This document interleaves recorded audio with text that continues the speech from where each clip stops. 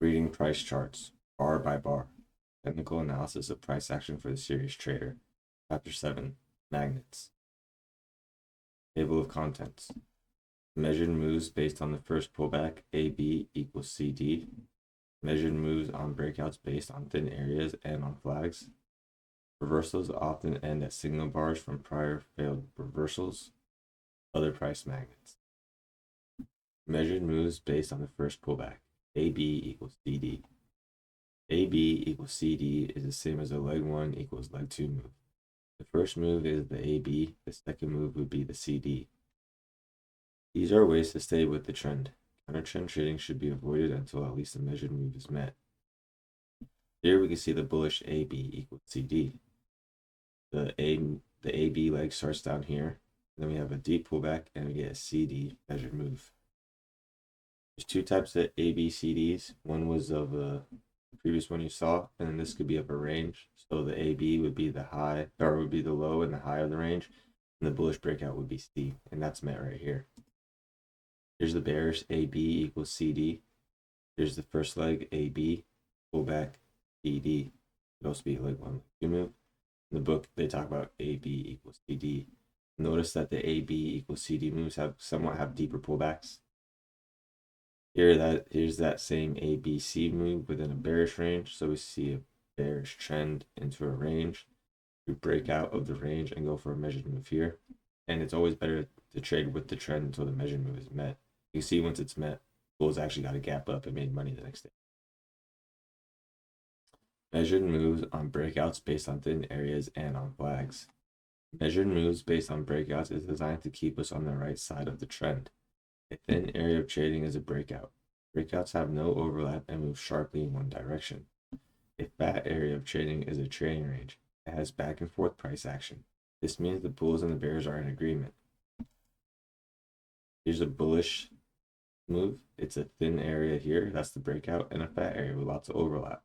So we can see the bears are shorting highs and the bulls are buying lows. They're agreeing on the price. Eventually we trend a little bit higher. We break out and this becomes a thin area. See how there's no overlap? The bars are trending away from each other. Over here, there's lots of overlap. Here's a bearish move. The measured move is met. The fat area is the range. Lots of overlap. The bear bars have overlap with bull bars. Bulls are buying low and bears are shorting highs.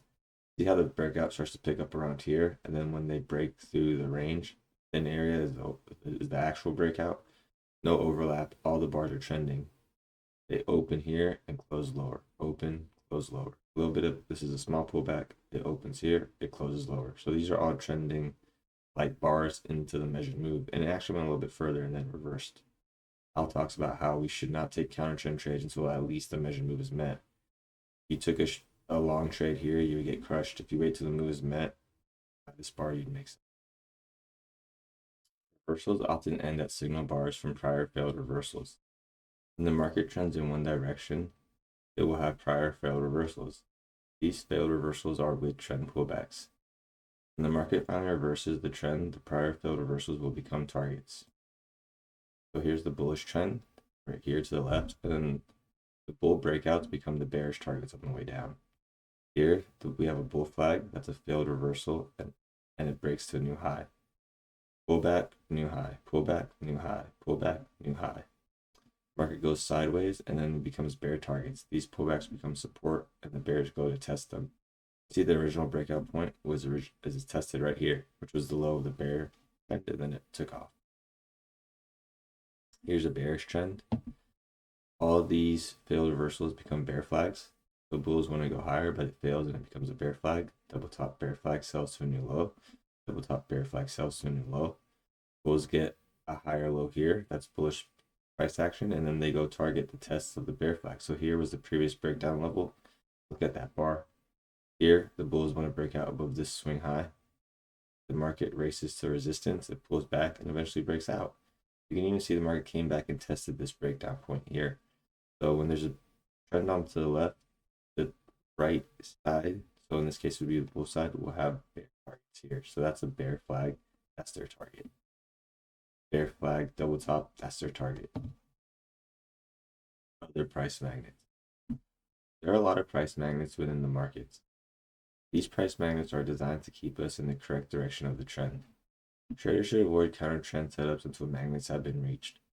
Some of my favorite magnets are the previous high, the previous low, measured move of ranges, previous swing highs and lows. I will say Al mentioned about 10 to 15 magnets, and I didn't want to copyright and just paste them down, so I just listed my favorites. I suggest everyone go check out this chapter, and there are a lot of magnets you can look for and frame trades around. Here's an example of my favorite magnets and why they're my favorite. Here's a previous day low, previous day high. Bulls get the breakout, and it goes for a measured move. It's very simple. These don't happen all the time, but previous day high and lows do get tagged. And same example for the bears. Previous day high, previous day low.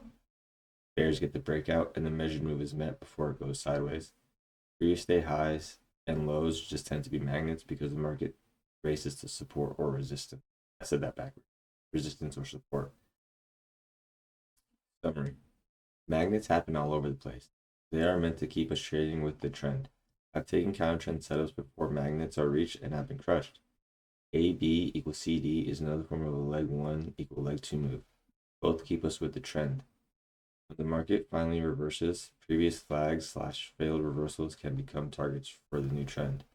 I added this summary. It's not in the books, but I'm going to start adding summaries to the end of each chapter to make points stick out more. Points that stuck out to me is Al always says that we should trade with the trend till a measured move is met, and that AB equals CD is also a form of a leg 1, leg 2 move. This is the end of chapter 7. Please leave any questions in the comments and I will try my best to answer them. Thank you for your time, and if you learned anything, please consider subscribing.